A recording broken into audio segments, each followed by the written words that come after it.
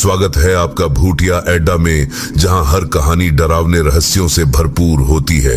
आज की कहानी है रिंकू दास की डरावनी रचना, जो आपको एक ऐसी दुनिया में ले जाएगी जहां अंधेरा हर सच को निगलने को तैयार है। घना जंगल, रहस्यमयी शक्तियां और एक ऐसी आत्मा जिसकी खूबसूरती के पीछे छिपा है विनाश का अंतहीन भय। क्या कापालिक का अनर्थकारी यज्ञ उसे बचा पाया, या वह शक्तियां उसे हमेशा के लिए नष्ट कर देंगी? आखिर कौन थी वह रहस्यमयी माया, और क्यों हरू की जिंदगी हमेशा के लिए बदल गई? तो बैठ जाइए, रोशनी बुझा लीजिए, क्योंकि ये कहानी आपको हिलाकर रख देगी। भूटिया अड्डा में आपका स्वागत है, और अब शुरू होती है वो कहानी जो आपके रोंगटे खड़े कर देगी। बसंत की आभा में सराबोर प्रकृति ने खुद को एक नई छवि में निखार लिया है। आकाश में गीले रुई के फाहों जैसे बादल तैर रहे हैं। पेड़ पौधे, नदी नाले सब मानो अपनी खोई हुई खूबसूरती फिर से पा गए हैं। हल्की ठंडी हवा अपने ही लय में बह रही है, जो हर पल शरीर में एक अजीब सी सिहरन पैदा कर रही है। पेड़ों पर अलग अलग रंगों के फूल खिले हुए हैं, जिनकी मनमोहक खुशबू दिशाओं से दिगंत तक फैल रही है। उजानतली एक बेहद साधारण सा गांव है। शहर की चकाचौंध यहां अभी तक पूरी तरह नहीं पहुंच पाई है। लगभग 50 घरों से बना यह गांव उजानतली गांव के पास से कल कल करती हुई दामदर नदी बहती है। यहां के अधिकतर लोग किसान और मछुआरे हैं। गांव के ठीक बीचों बीच एक देवी कालिकाल का मंदिर स्थित है। इस मंदिर में काले पत्थर से बनी देवी की मूर्ति अपनी महिमा के साथ विराजमान है। लोक कथाओं के अनुसार किसी कोजागरी अमावस्या की रात एक साधक ने इस मूर्ति को यहां स्थापित किया था। बाद में गांव वालों ने एकजुट होकर इस स्थान पर एक मंदिर बनवाया। उजानतली ग्रामीण इलाका होने के बावजूद यहां के लोग किसी चीज की कमी महसूस नहीं करते। यहाँ 2 फसलों वाली जमीन है, अनाज से भरे गोदाम, खेतों में हरियाली, तालाबों में मछलियां। प्रकृति देवी ने यहाँ के लोगों पर अपना आशीर्वाद दोनों हाथों से बरसाया है। इसीलिए उजानतली के आसमान और हवा में हमेशा खुशी का माहौल छाया रहता है। लेकिन इतनी खुशहाली के बीच भी नदी किनारे पुराने बरगद के पेड़ के नीचे हरू एक विशाल दुख को दिल में दबाए बैठा रहता है। वहीं बैठकर वह नदी के पास के साल के जंगल की ओर अपलक निहारते हुए अपने उस अनजान प्रिय का इंतजार करता रहता है। लेकिन उसका इंतजार कभी खत्म नहीं होता। रोज वह भारी मन और गहरी सांसों के साथ रात होने पर अपने घर लौट आता है।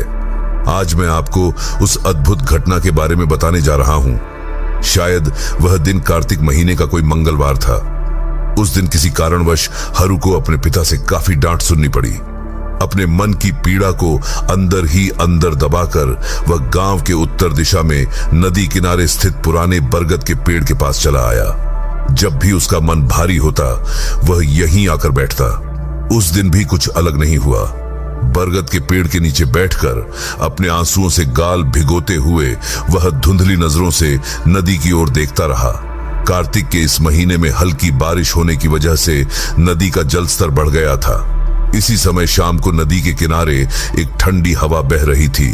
इस ठंडी हवा या स्थान की विशेषता के कारण वहां बैठते ही हरू को ऐसा लगता जैसे उसके सारे दुख दर्द नदी की धारा में बहकर कहीं दूर चले गए। हरू ने मन ही मन तय कर लिया था कि अब वह कभी घर वापस नहीं जाएगा। रोज रोज पिता की डांट अब वह बर्दाश्त नहीं कर सकता। आंसू बहाते बहाते वह कब सो गया उसे खुद भी पता नहीं चला।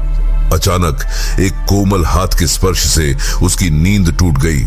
उसने आंखें खोलकर देखा, उसके सामने एक नवयौवना युवती खड़ी थी। उफ, क्या रूप, क्या सौंदर्य! उसके सौंदर्य के आगे तो यह संसार भी तुच्छ लग रहा था।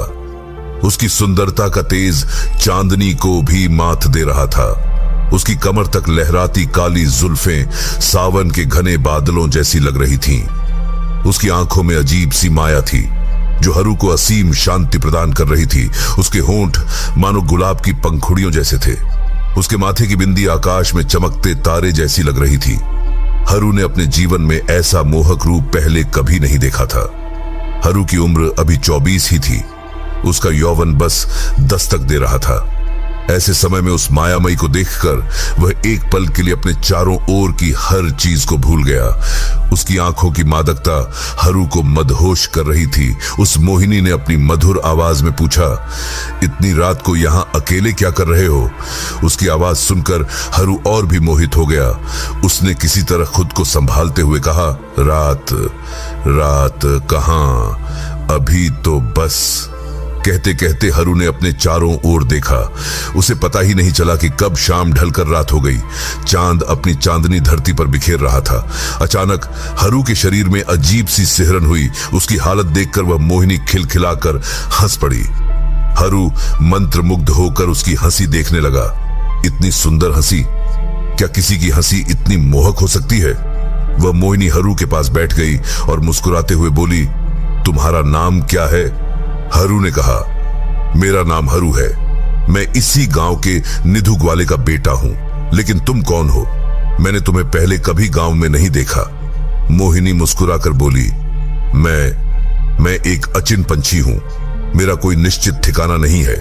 उस मायाविनी ने कहा, विश्वास नहीं हुआ ना? हाँ, तुम्हारे लिए विश्वास करना मुश्किल ही होगा। तुम्हारे अनुसार हर किसी का एक ठिकाना या घर होता है। शायद यही प्रकृति का नियम है, लेकिन हमारे ऊपर ये नियम लागू नहीं होता। मैं बेबस हूं, चाहकर भी एक जगह लंबे समय तक नहीं रह सकती। हमें इस पर रोक है। वो हमेशा अपनी 100 आंखों से हमारी निगरानी करता है। हरू ने भौहें सिकोड़ते हुए पूछा, क्यों? कौन निगरानी करता है? उस रमणी ने फिर रहस्यमय ढंग से हंसते हुए कहा, आज ही सब कुछ जान लोगे? थोड़ा कल के लिए भी बचा रहने दो। आज बहुत रात हो गई है। अब तुम घर लौट जाओ। वो तुम्हें ढूंढते हुए इसी रास्ते पर आ रहे हैं। यह कहकर वह मायाविनी उठी और एक लय में सामने के शाल के जंगल की ओर बढ़ने लगी। हरू टकटकी लगाकर उसे जाते देख रहा था। उसकी खूबसूरती का वर्णन शब्दों में करना शायद हरू के बस की बात नहीं थी। अद्वितीय सुंदर कहना भी शायद उसके लिए कम ही होता।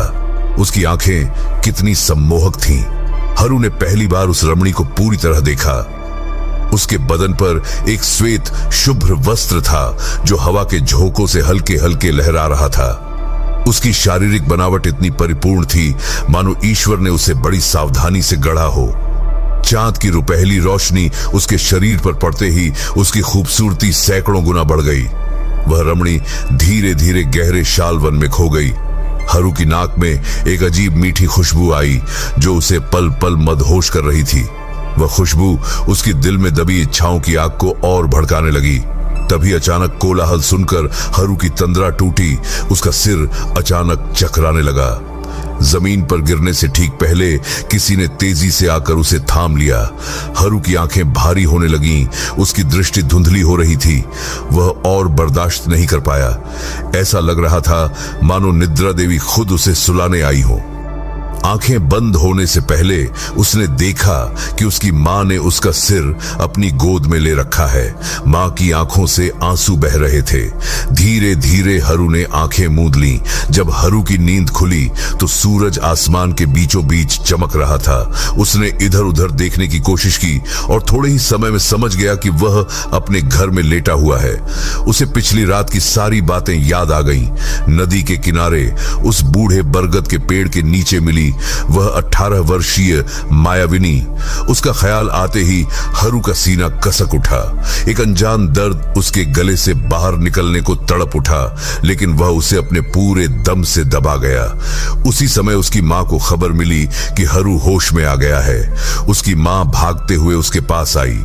अपने लाडले के चेहरे पर प्यार से हाथ फेरते हुए मां ने पूछा, बेटा तुझे क्या हुआ था?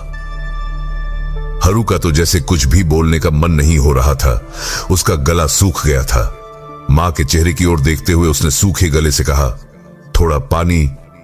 उसकी मां फौरन कमरे में रखे मटके से पानी निकालकर घड़ा हरू के सामने ले आई। हरू ने उठकर घड़ा लिया और एक ही सांस में पूरा पानी गटक गया। ठंडे पानी की धार गले में जाते ही उसे सुकून मिला। उसकी आंखें राहत में बंद हो गईं। उफ, शांति उसने महसूस किया। शरीर को तो राहत मिली, लेकिन मन को चैन नहीं। जब भी उसे उस मायाविनी की याद आती उसका दिल बेचैन हो उठता। अब वह बेसब्री से शाम होने का इंतजार करने लगा। उसका शरीर घर में था, लेकिन मन तो नदी किनारे उस बूढ़े बरगद के पेड़ के पास ही अटका हुआ था। इंतजार करते करते आखिरकार वह समय आ ही गया। सूरज धीरे धीरे क्षितिज में समा रहा था। उसकी अंतिम रुपहली किरणें धरती को रोशन कर रही थीं। पक्षी अपने अपने घोंसलों की ओर लौट रहे थे। हरू किसी तरह घर के सब लोगों की नजरों से बचकर चुपचाप नदी किनारे उस बरगद के पेड़ के नीचे पहुंच गया। वह पेड़ की एक मोटी जड़ पर बैठकर शाल के जंगल की ओर टकटकी लगाकर अपनी उस अनजान मित्र का इंतजार करने लगा। लेकिन उसका इंतजार खत्म होने का नाम नहीं ले रहा था। दिन का उजाला खत्म हो चुका था और अंधेरा अपनी चादर फैला चुका था। आसमान पर चांद की चांदनी अपनी लंबी नींद से जागी थी, लेकिन उस मायाविनी का कोई अता पता नहीं था। हरू ने कई बार सोचा कि शायद वह अब नहीं आएगी, उसे घर लौट जाना चाहिए, लेकिन एक अनजानी डोर बार बार उसे रोक रही थी। उसका दिल कह रहा था, वह आएगी, उसने वादा किया है। और इसी तरह समय गुजरता गया। रात और गहरी हो गई। पास के घास के झुरमुट से झींगुरों की आवाज आ रही थी। बीच बीच में रात के पक्षियों की चीखें सुनाई दे रही थीं। अंततः निराश होकर हरू उठ खड़ा हुआ। उसने मायूस मन से घर की राह पकड़ ली, लेकिन तभी उसकी नाक में पिछली रात की वही मीठी खुशबू आई। इसका मतलब था वह आ गई है, वह आ गई है। हरू ने भरी आंखों से शाल के जंगल की ओर देखा और वहां उसने उसे देखा। वह 18 वर्षीय रमणी, जिसका सौंदर्य यौवन का अद्भुत उदाहरण था। उसकी सफेद पतली चादर जैसी पोशाक हल्की हल्की हवा में लहरा रही थी। वह इतनी पारदर्शी थी कि उसके शरीर की हर रेखा साफ साफ दिख रही थी। उसकी आंखों की मादकता हरू को मदहोश कर रही थी और उसके होठों पर टिकी वह हल्की मुस्कान मानो आज रात किसी तूफान के आने की घोषणा कर रही हो। उस मायावीनी के नूपुर की झंकार भरी रुनझुन की आवाज धीमे धीमे हरू की ओर बढ़ती जा रही थी। हरू मानो इस अद्भुत क्षण का इंतजार कर रहा था। वह रमणी हरू के बिल्कुल सामने आकर खड़ी हो गई। वह इतनी करीब आ गई थी कि हरू को उसके शरीर की गर्मी साफ महसूस हो रही थी। हरू को लग रहा था जैसे पूरा संसार गहरी नींद में डूब गया हो। कुछ समय पहले तक जो झींगुरों की आवाज उसे सुनाई दे रही थी, वह अब उसके कानों से गायब हो चुकी थी। ऐसा लग रहा था मानो इस सृष्टि में अब केवल वह और वह मायावीनी ही बचे हों। बाकी सब कुछ एक पल में कपूर की तरह गायब हो गया था। सन्नाटा तोड़ते हुए उस मायावीनी ने हल्के से मुस्कुराकर कहा, ऐसे क्या टकटकी लगाकर देख रहे हो? उसकी आवाज सुनकर हरू की तंद्रा टूटी और वह शर्म के मारे सिर झुका लिया। हरू का रंग गोरा था, इसलिए उसकी शर्म की वजह से उसके चेहरे पर उभरी लाली उस रमणी को साफ दिखाई दे रही थी।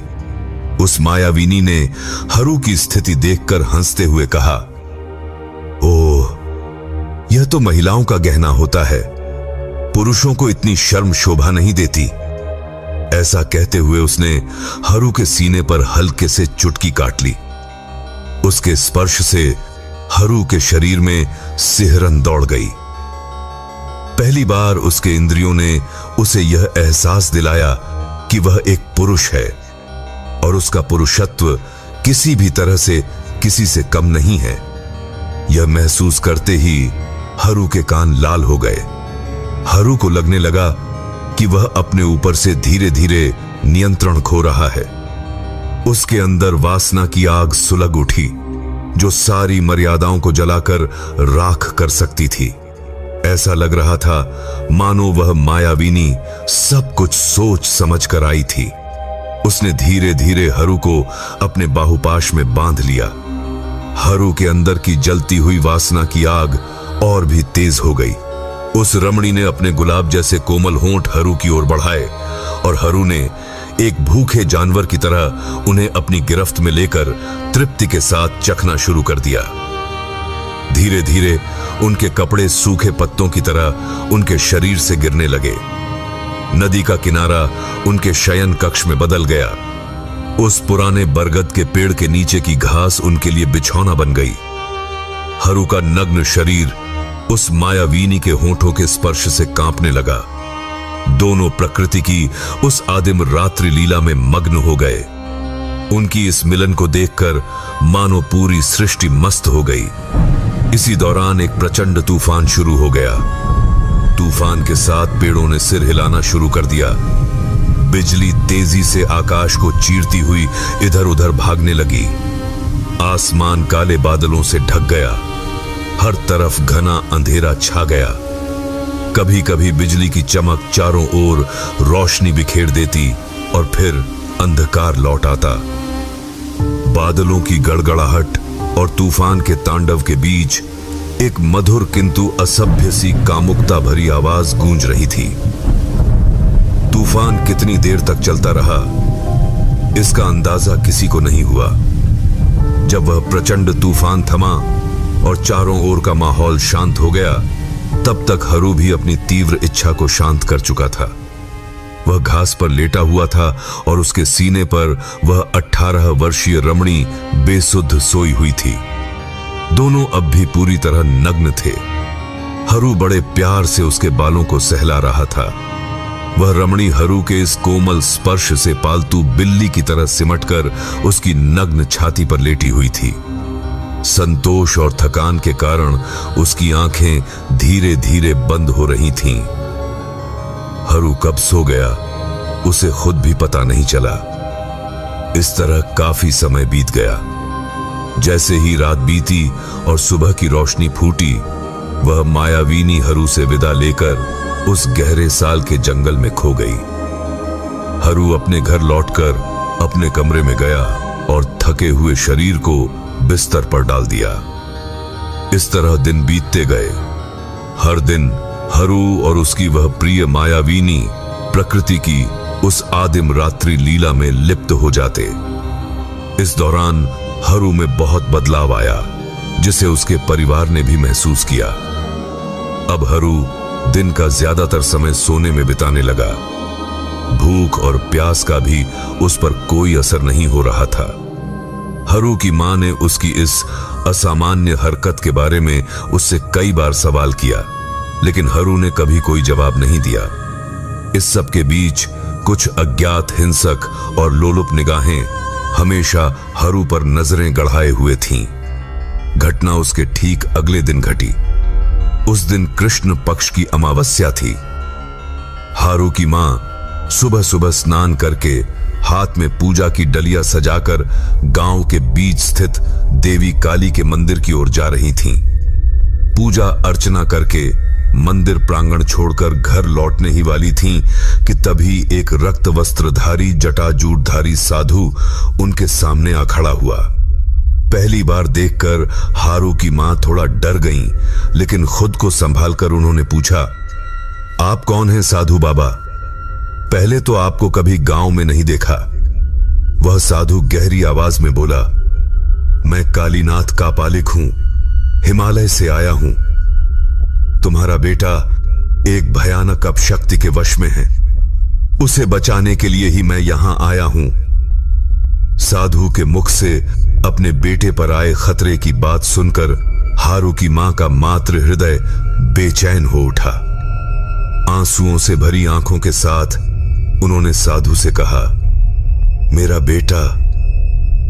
उनकी बात पूरी होने से पहले ही साधु ने कहा, तेरे बेटे का कुछ नहीं होगा, लेकिन जैसा मैं कहूंगा तुझे वैसा ही करना होगा। क्या तू कर पाएगी? हरू की मां ने अपने आंसू पोंछते हुए उत्तर दिया, हां साधु बाबा, आप बताइए मुझे क्या करना है? साधु ने कहा, यह सब समय आने पर मैं तुझे बता दूंगा, लेकिन याद रखना, इस बात का किसी को पता नहीं चलना चाहिए, यहां तक कि तेरे बेटे को भी नहीं, क्योंकि वह अपशक्ति तेरे बेटे को पूरी तरह वश में कर चुकी है। यदि उसे जरा भी आभास हुआ तो वह सब कुछ जान जाएगी। यह कहकर साधु ने अपनी झोली में हाथ डालकर एक काले कपड़े में लिपटी वस्तु निकाली और हरू की मां को देते हुए कहा, इसे घर के ईशान कोण में एक छोटा गड्ढा खोदकर वहां दबा देना। इससे कोई भी अपशक्ति तेरे घर में प्रवेश नहीं कर सकेगी।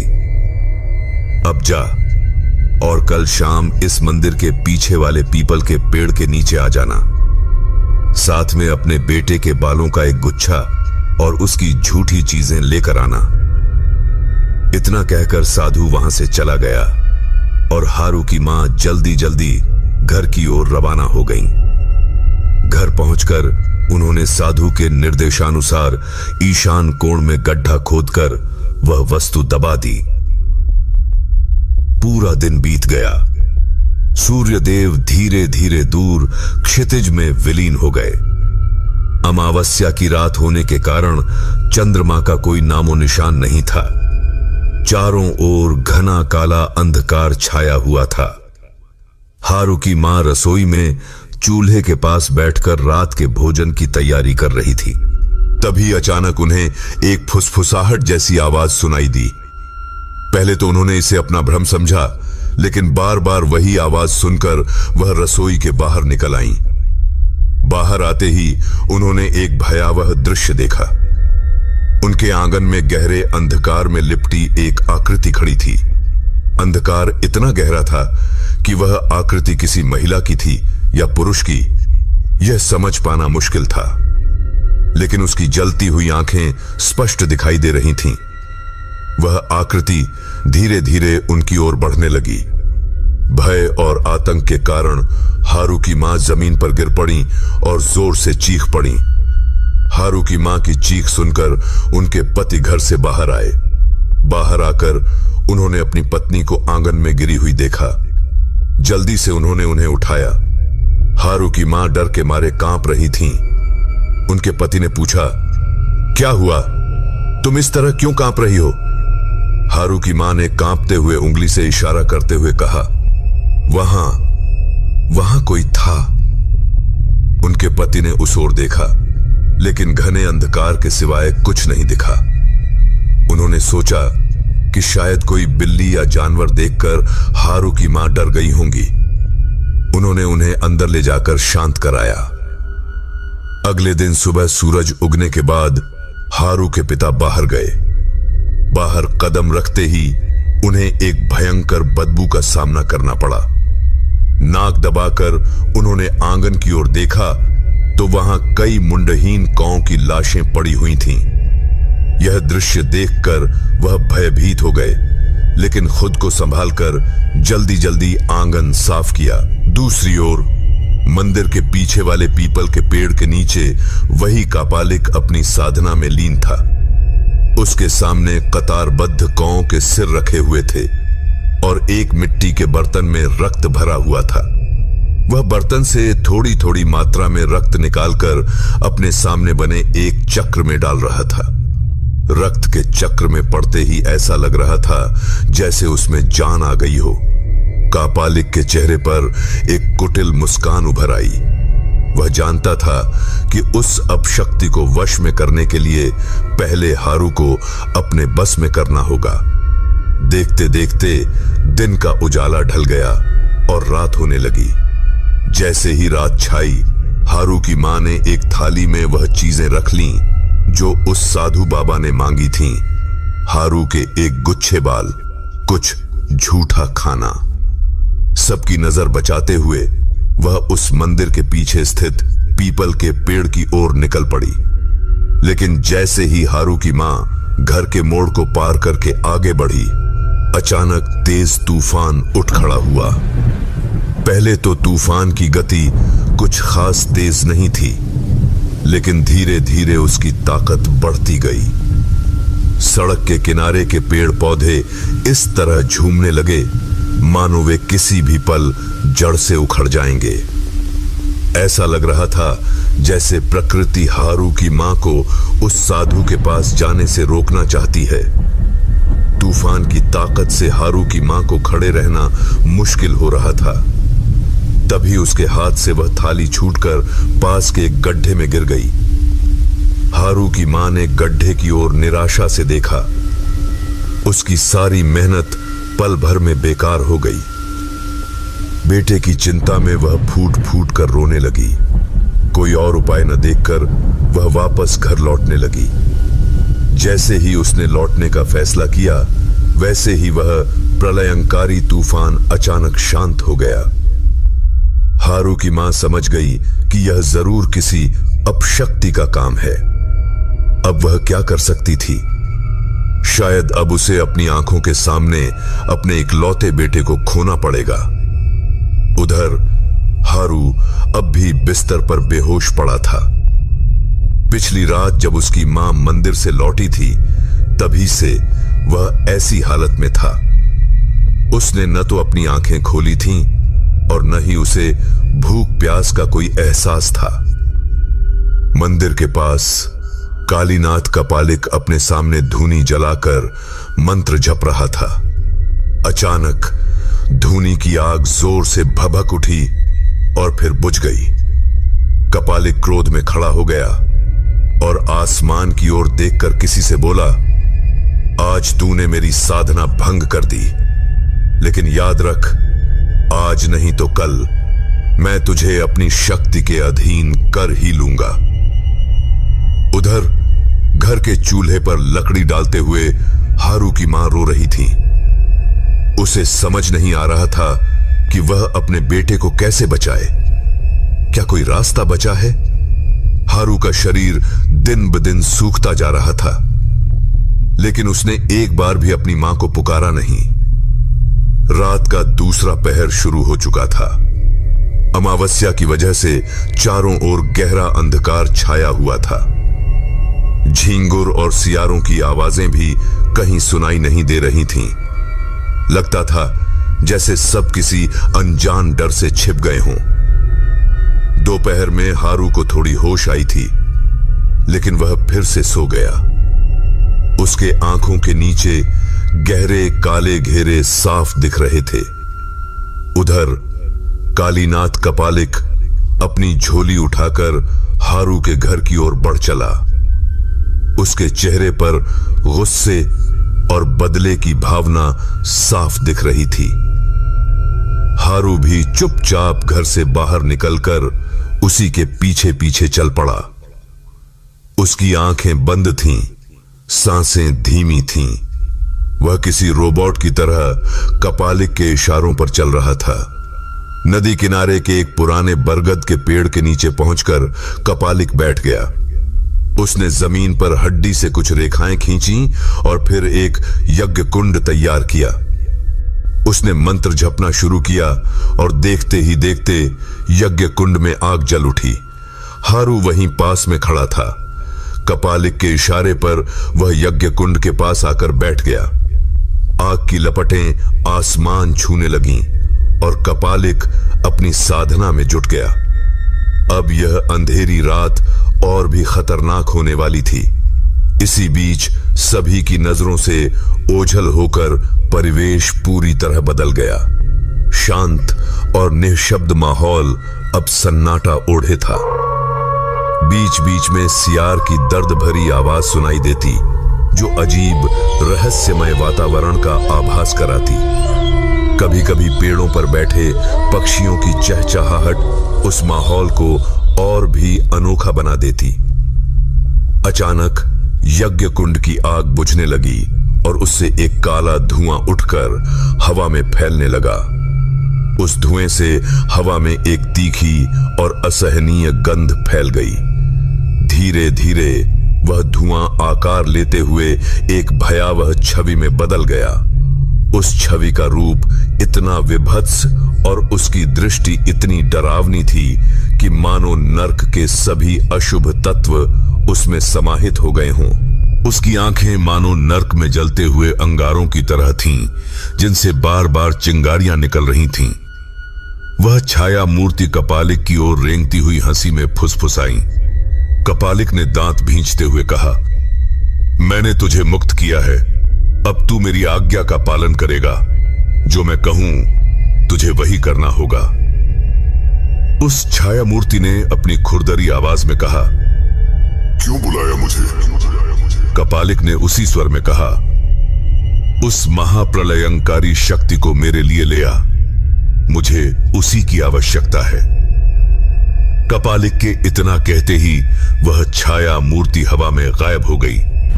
उधर शाल के जंगल में भयंकर तूफान शुरू हो गया।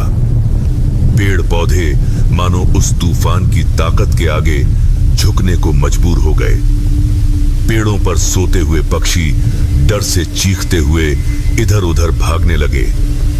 जंगल में रहने वाले सियार और कुत्ते भी अपनी जान बचाने के लिए वहां से भाग खड़े हुए। कुछ देर के बाद वह प्रलयंकारी तूफान जो केवल शाल के जंगल के भीतर उठा था, शांत हो गया। उजानतली गांव के लोगों को यह एहसास तक नहीं हुआ कि नदी किनारे के उस शाल के जंगल में इतनी भयंकर तबाही मची थी। कपालिक अब भी यज्ञ कुंड के सामने ध्यान मग्न बैठा था। उसके पास जमीन पर सिर झुकाए हारू उनींदा हो रहा था। अचानक कपालिक के माथे के बीचों बीच एक तेज दर्द हुआ, जिससे उसका ध्यान टूट गया। अपने माथे पर हाथ रखकर देखते ही वह डर से चौंक पड़ा। उसकी त्वचा पर एक गहरा घाव हो गया था, जिससे ताजा खून बह रहा था। तभी हवा से वह बदबूदार गंध गायब होकर एक तीखी मीठी खुशबू में बदल गई। हारू बेहोश होकर जमीन पर गिर पड़ा। कपालिक अब समझ चुका था कि उसने जिस महाअशुभ शक्ति को बुलाया था, वह उससे भिड़कर हार गई और अपनी जगह लौट गई। कपालिक जानता था कि अब उसके साथ कुछ भयानक होने वाला है। उसने जो गलती की थी, उसकी सजा मिलनी तय थी। जैसे ही कपालिक वहां से भागने की सोच रहा था, एक अदृश्य हाथ उसकी गर्दन पकड़कर दबाने लगा। वह बंधन इतना मजबूत था कि कपालिक लाख कोशिशों के बाद भी खुद को आजाद नहीं कर सका। वह हाथ उसकी गर्दन पर और कसता जा रहा था। कपालिक की सांसें रुकने लगीं। उसकी आंखें बाहर की ओर निकल आईं। जब उसकी जान निकलने वाली थी, तभी वह बंधन कुछ ढीला पड़ा। कपालिक जमीन पर गिरकर हांफने लगा। तभी उसने देखा कि उसके पीछे एक 18 साल की सुंदर युवती खड़ी है। उसकी सुंदरता से मानो सारा संसार रोशन हो गया। उस युवती ने अपनी भौहें सिकोड़ते हुए कहा, अगर तुम्हारा इरादा सही होता तो शायद मैं तुम्हारे सामने प्रकट होती, लेकिन तुमने अपने स्वार्थ के लिए मुझे बुलाया और एक निर्दोष व्यक्ति को कष्ट दिया।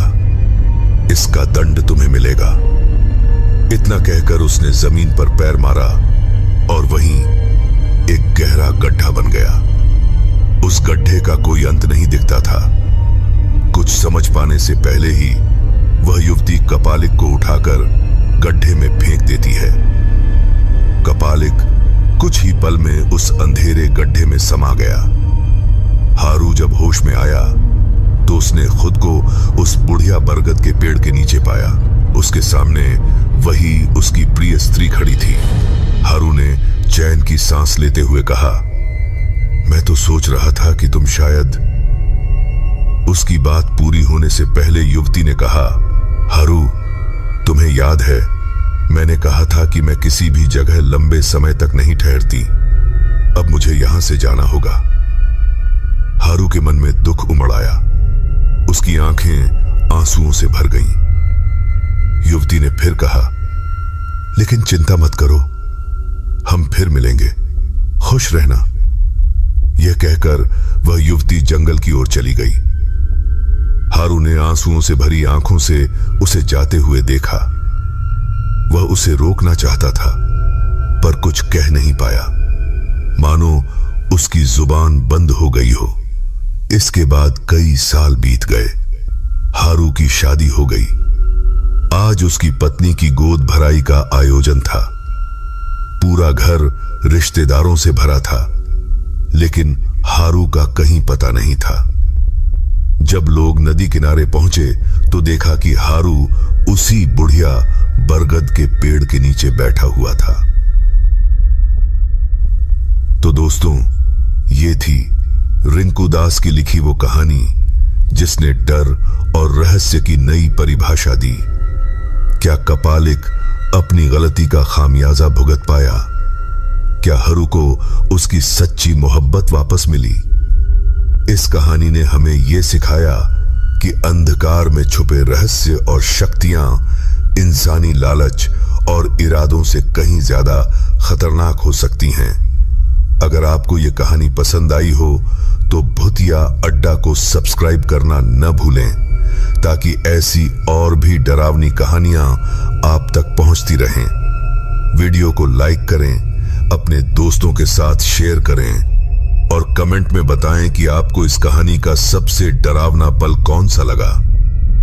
तो मिलते हैं अगली कहानी में, जहां डर और रोमांच का सफर जारी रहेगा। याद रखिए, हर अंधेरे के पीछे छुपा है एक रहस्य। शुभ रात्रि और खिड़की के बाहर झांकना मत भूलिएगा।